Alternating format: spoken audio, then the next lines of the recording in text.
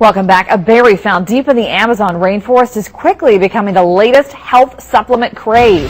In today's On Your Side Health, Karina Sullivan with why it is so popular. All right, Karina, how do you get the benefits of this berry? Is it in a juice? Yes, Amy. Actually, the acai berry is most often taken in juice blends, in antioxidant cocktails, so to speak. So why is it all the rage?